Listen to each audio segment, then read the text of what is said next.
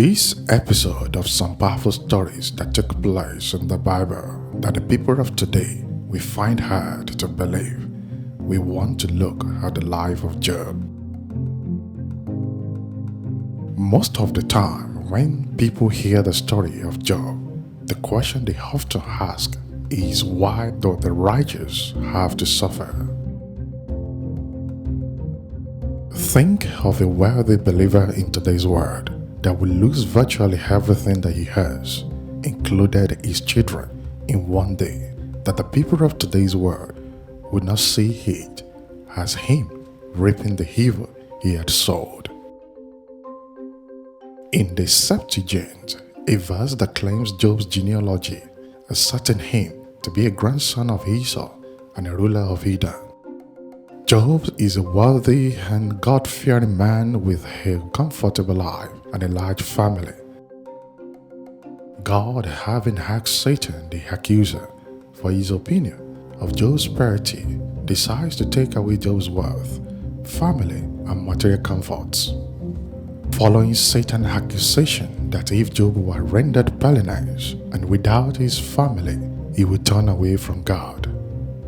Contrary to many believers' opinions on Job that he was tempted by Satan, Satan was never approached God to tempt Job, but rather God initiated the trial of Job with Satan because he is a man of his heart, as it is seen in Job chapter 1, verse 8.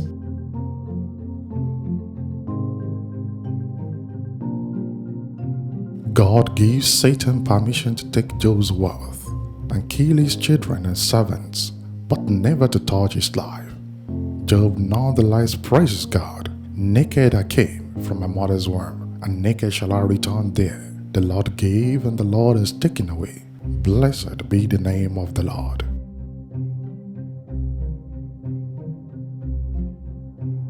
In chapter 2, God further allows Satan to afflict Job's body with boils.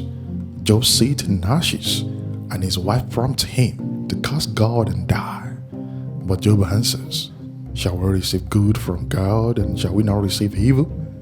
His three friends, Eliphaz the Temanite, Bildad the Shuhite, and Zophar the Naamathite, visit him, accusing him of sinning, and tell him that his suffering was a deserved one.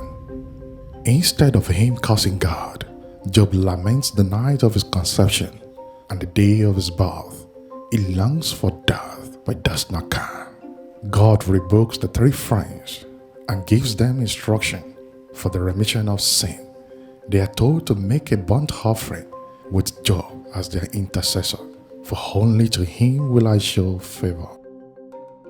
Job was being restored to even a better condition than his former wealthy state. Job is blessed to have 7 sons and 3 daughters named Jemimah, which means dove, Keziah, cinnamon, and Karen Hapuk, horn of high maker. His daughters were said to be the most beautiful women in the land. Job lives to see his children to the 4th generation. We may not comprehend the ways of God. When the stress of life overwhelms you, despite your efforts to live the kind of life that pleases God, you must not think that He is no longer on your side. Not everything that seems evil in your eyes you should believe comes from Satan. Refrain yourself as a believer from rejoicing the downfall of people around you. Even though God never promised us an easy life, but He promised He will always be there with us. Always know that at times when the going gets tough, the people around you might be a nightmare. Have it in mind that when you are in the will of God, Satan cannot touch you without the permission of God. Are you ready to be the one God can vouch for in today's world? Thanks for watching. You can kindly subscribe to our channel for more of this episode. Like and share. Click the bell button for our notification. God bless you. Shalom.